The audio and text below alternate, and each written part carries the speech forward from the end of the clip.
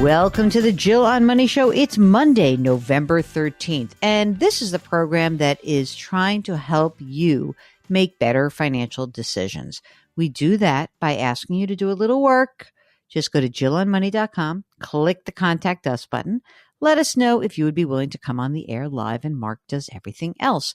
Now, part of the process here is that when you do come on the air, we're going to probe you. We're going to ask you about what's going on. If you're shy, you can change your name, or really, most people don't care that much. They care about the story, not the actual numbers that are attached to you. So just so we can dispel that, I know that a lot of people get a little sheepish about their money. We're starting to talk about doing more video next year. And I said to Mark Talercio, because you'll understand why I'm calling him Mark Talercio, best executive producer in the world. I hope people will come on camera and talk to us about their money. And what did you say? You said, what was the age divide where people are much more open and transparent about their financial lives? What age was that? I think usually up until about 45-ish, even 50-ish. But after that, people are a little bit more hesitant to come on camera. Yeah. Old people like me, no, we don't do that. But okay, if you don't want to do it, you can stick to the audio.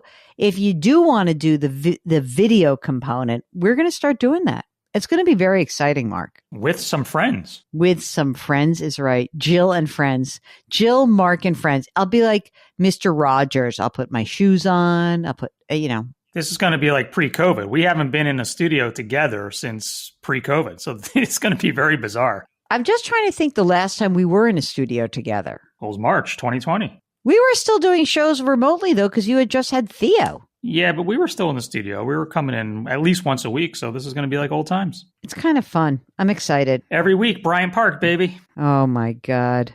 It's going to be fun. It is going to be fun. Anyway, more on that when we make big announcements. We make big announcements all the time. It's a lot of fun. Anyway, today we are joined by another Mark. This is Mark from Minneapolis. Hello, Mark from Minneapolis. Tell us what is on your mind. How can we help you out?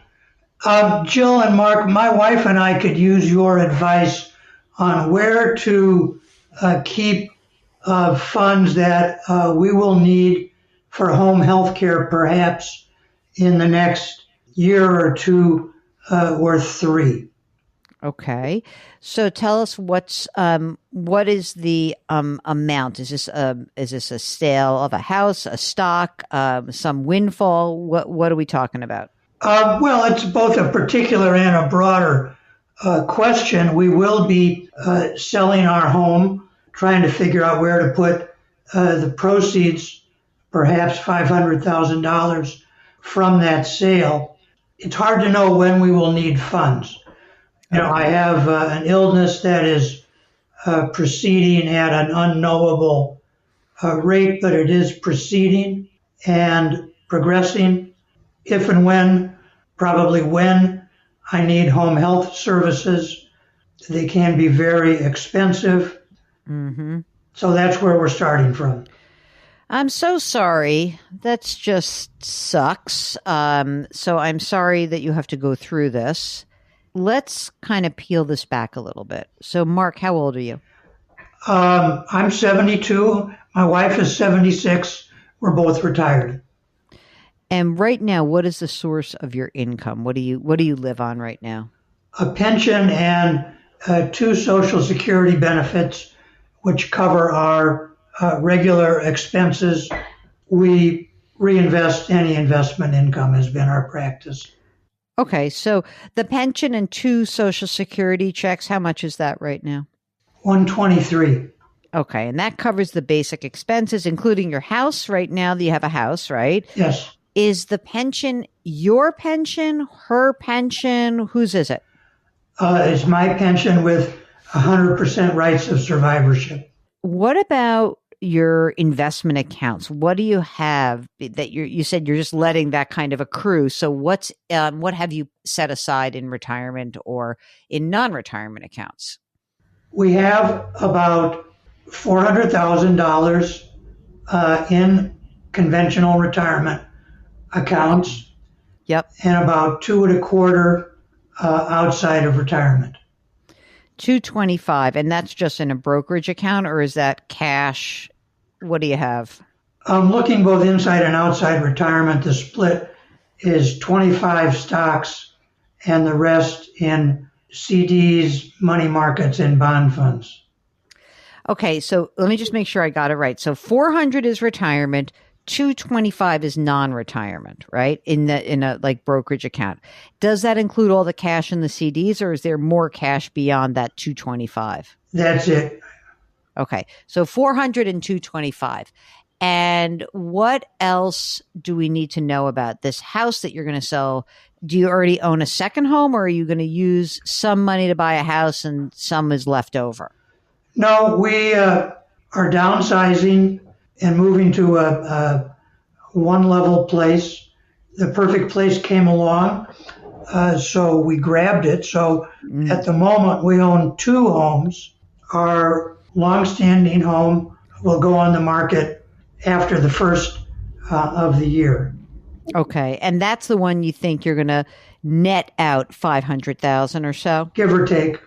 Okay, and that would just be added to the non-retirement account. Correct. So so once you do downsize, will the cost of carrying this one-level home be similar, a lot less than what you were paying for the larger home?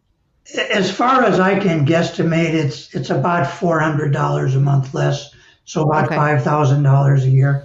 Do you guys have, since you're both retired, you're on Medicare, what exactly is the coverage that you might be entitled to in terms of this illness? I mean, I think that what most people don't understand, if this is some sort of progressive long-term illness, then Medicare does not cover any of that, right?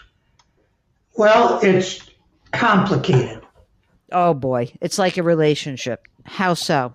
Medicare covers a limited amount of nursing services, also a limited amount of more custodial services if they're delivered simultaneous with nursing. Mm-hmm. But it's only up to 8 hours a day. It's likely to not be covered at all. 24/7 care, if needed, is not covered. So that's what I've been able to figure out. Okay, got it. Do you guys have any long-term care insurance or insurance policies that have long-term care riders or features that would help you through this period? We each have a traditional, kind of a standard long-term care policy, which we bought maybe 15, 20 years ago. The value of the benefit right now is about $200,000 each. The maximum amount reimbursable per month is about $6,000. But if you were to need, I mean, I know it's like you don't go from necessarily 0 to 24/7, but if you said you needed 24/7 care, what do you think that would cost on a monthly basis? So you'd have $6,000 covered through your long-term care policy. What's the gap? How much more would it cost you to have that care? Well, I haven't looked at it on a monthly basis, and it's hard to get people to talk to you in the abstract. Yes, of course. Care in my area is estimated to run about $45 an hour. Okay. So just doing arithmetic, 45 times 24 times 365, it gets to be a big number. It gets to be close to $400,000. Right. And you would only have 70 something covered. Right. Although, I mean, it may not be that drastic, but okay, let's presume it is that drastic for a second, right? Okay. God forbid, but let's just presume it. That then means that we have to be very careful about this $500,000 in home proceeds because you really may need to use it. And I will say that the thing that is important about that, which, I presume when you downsize to this one level home, you don't have a mortgage on that house, or you do? No mortgage. Okay. I want to make sure we're taking care of you, and I want to make sure we're thinking about your wife as well. Because let's presume that of your non-retirement money, and this 500 comes in January or so. I think that that's the kind of money that you have to basically say, I mean, again, you don't know when this is all going to happen. You're okay today, but are we talking about a year, 3 years, 7 years? Do you have any sense of what you could be looking at? This is such a terrible way to ask you these questions. I'm going very concrete on you, and I don't want you to think I'm not thinking about that this is a horrible thing that we're talking about, but I want to also respond to your actual concrete question. Well, I appreciate your thoughts, but concrete is where it needs to be. Could be 1 year, could be 3 years, probably not as long as 7. Okay. So in that respect, maybe the best thing that you could do would be to have some CDs. You'd have some money in cash in a high yield savings account. Yeah, I mean, look, of the non-retirement money, I almost feel like everything has to be liquid right now, meaning no big stock investment. I mean, I hope that we're wrong. I hope you're like, oh, I should have invested in the stock market. I hope that we're wrong. But we have to presume that that money is going to be needed for your care, in which case I think that we're talking about laddered CDs. I think that we're talking about making sure that there's at least $100,000 in a high yield cash account, that then you start saying, I need, a certain amount in a 1, 2, or 3 year CD. If you had to break the CD, with no big deal. You would almost be in a cash preservation mode, where you would make sure that you had as much cash as necessary. I get it. It's not going to be working for you. But you know what? The retirement account, you can actually have some investments in there, and maybe you would shift more into some equity inside of the retirement account. And also, the one thing that your wife has, like a big benefit for your wife, is that survivorship pension, which even if you guys are burning through a bunch of this money, on the other side of it, your wife will have Social Security and pension, a home that is paid for, a retirement account. Like all of these things, I think, are going to argue for the fact that she will be able to float her lifestyle. And I'm sure that that is something that is worrisome to you as you approach this period as well. Well, thanks. That's what I've been trying to put together. So thanks for your view on that. Yeah. And so last thing, of course, I'm going to ask you that you've done all of your estate planning, correct, given this diagnosis? Yes. And you guys have kids? Well, they're kids, but they're middle-aged men, yes. How old are they? They're in their 50s. And they live nearby? They do. Okay. Does this seem like a game plan for you, Mark? I mean, look, there's so many unknowns. I think that given the unknowns, I think cash preservation is sort of your mantra. You can shift a little bit more of the retirement accounts into some stocks, but everything else has got to be available to you so you can pay for these services. It also sounds like you've done a very good job of talking to people and exploring this.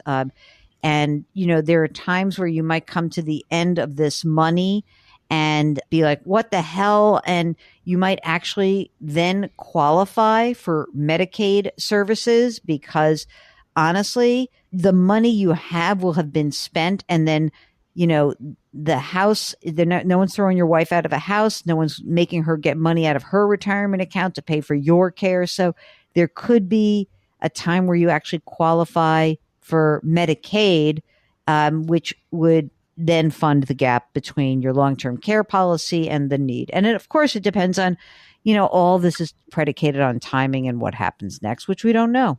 Let me ask one question about the retirement accounts. Mm-hmm. It's possible that, those will need to be drawn down for care also, which makes me wonder how, whether they shouldn't be more liquid. They will be liquid, but you'll have the cash first. You'll have to check with this is what I would do. I would check the state rule on Medicaid to see whether or not, because sometimes they don't count a retirement account as part of Medicaid, and sometimes they do. So what I would be interested in finding out is whether the account in your name, whether or not they would force you to pull that down and spend it before you could qualify for Medicaid? If the answer is yes, then you're right. We would want to make sure that that money is available, but we still have some time because we know we have the 725 and the non-retirement also. But let's do I think you need a little exploration on that. You should check the state Medicaid rules. Will do. You know who's always a very good source, I find, is a lot of the service folks in these doctor's offices tend to know a lot of the rules. So you may want to lean on them and ask them about that as well. Good idea.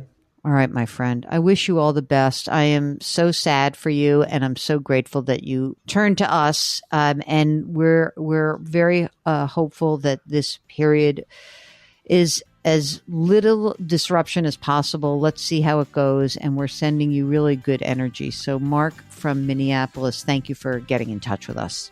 All right. Thanks for being so sweet, and thanks for your advice. All right. Take care. So, gang, instead of everybody complaining about we only have rich people on the air, how about people who are just going through tough times? How about that as a community, we hold Mark up and we put our arms around him metaphorically? That's what we're going to do today.